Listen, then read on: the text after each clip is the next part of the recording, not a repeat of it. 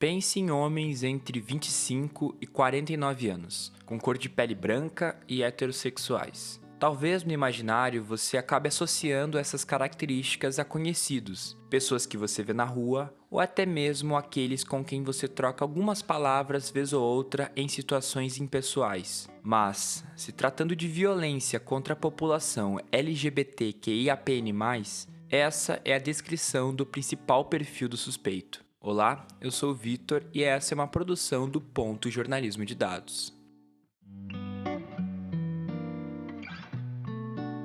No Brasil, a população LGBT gira em torno de 2,9 milhões, segundo dados da Pesquisa Nacional de Saúde, de 2019. No entanto, essa estimativa só considerou 3 letras da sigla, os LGB, ou seja, pessoas que se autodeclaram lésbicas, gays ou bissexuais. Segundo a organização sem fins lucrativos chamada Base de Dados, há uma dificuldade metodológica em coletar esses dados. Primeiro, por um medo de discriminação. Segundo, pela própria dificuldade em definir as categorias, ou seja, as letras que compõem a sigla LGBTQIAPN+.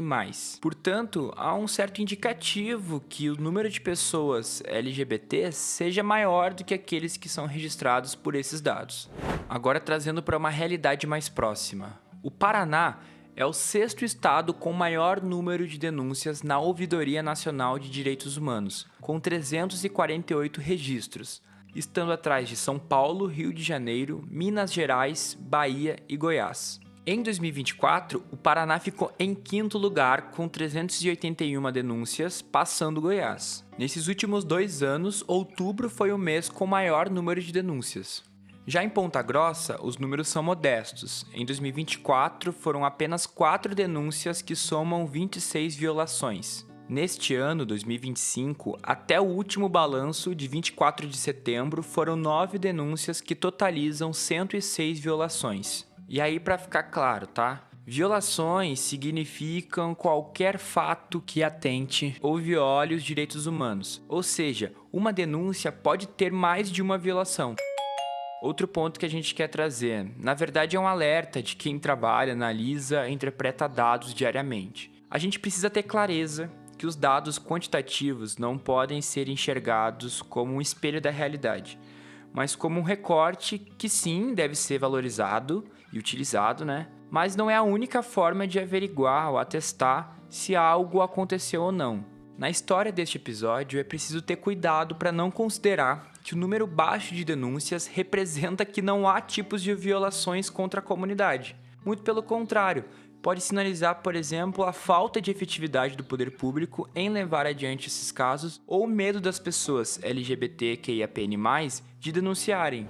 Para nos ajudar a entender este cenário, a gente conversou com Thaís Boamorte, advogada e coordenadora estadual da Aliança Nacional LGBTI+, do Paraná, que é uma organização sem fins lucrativos que atua na promoção e na defesa dos direitos humanos e da cidadania da comunidade LGBTI+.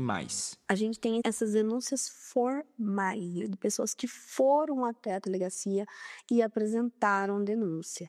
E eu acredito que pela experiência e por saber que muitas pessoas acabam não buscando seus direitos, acaba que esse número pode ser bem maior do que o quantificado, o que é apresentado dos dados ali.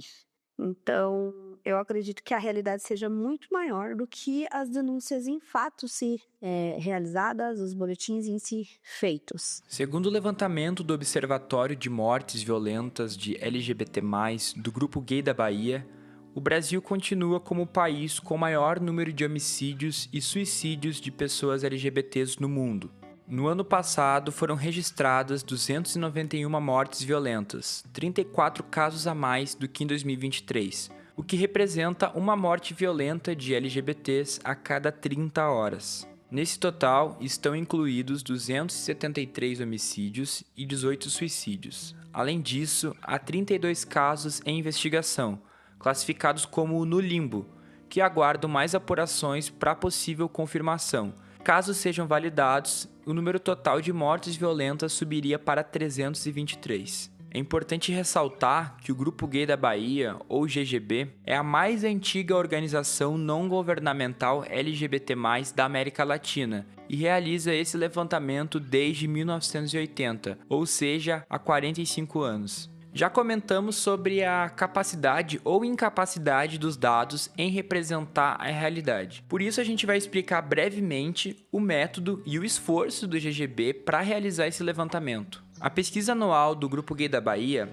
é baseada em informações coletadas na mídia, em sites de pesquisa na internet e em correspondências enviadas à ONG. Tudo isso feito por voluntários sem apoio financeiro do governo. Por isso mesmo o GGB reitera que essas 291 mortes de 2025 seriam apenas a ponta de um iceberg. No texto que apresenta esses números que a gente trouxe no episódio, o GGB menciona a falta do poder público em coletar esses dados sobre a comunidade LGBTQIAPN+. Então vai aqui um abre aspas. É importante destacar que, lastimavelmente, apesar de nossas cobranças anuais, os governos continuam omissos. Não existem estatísticas oficiais específicas sobre crimes de ódio contra a população LGBT+, no Brasil, o que torna essa pesquisa do GGB essencial para viabilizar essas tragédias, embora reconhecendo que esses dados sejam subnotificados devido à falta de financiamento público para tal pesquisa. Fecha aspas.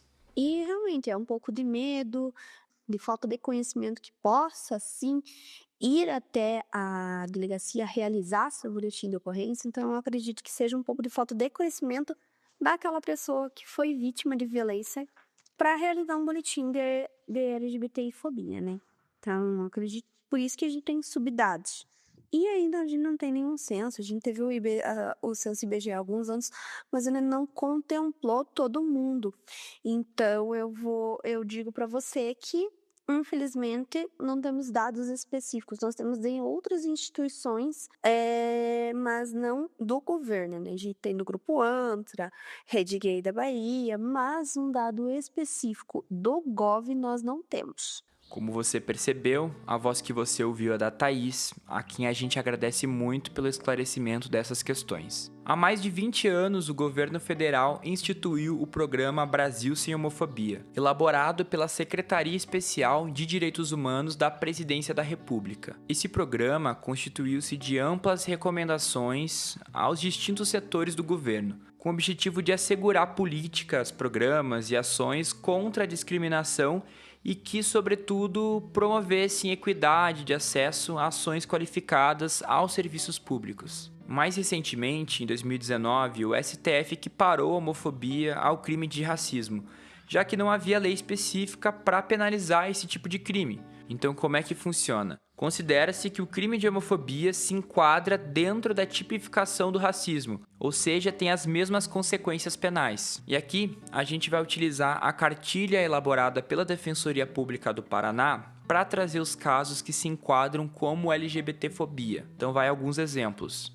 Afirmar que pessoas LGBT são propagadoras de infecções sexualmente transmissíveis, as ISTs. Negar atendimento a pessoas LGBTs em razão de sua orientação sexual ou identidade de gênero. Assediar pessoas LGBTs por conta de sua orientação sexual ou identidade de gênero, entre outras práticas. Tais atos podem ser denunciados mediante registro de boletim de ocorrência diretamente nas delegacias de polícia ou em delegacias especializadas em crimes raciais e de intolerância, caso exista tal órgão na cidade da vítima. As denúncias também podem ser feitas junto à Defensoria Pública do Estado do Paraná ou nos demais órgãos de proteção de direitos humanos.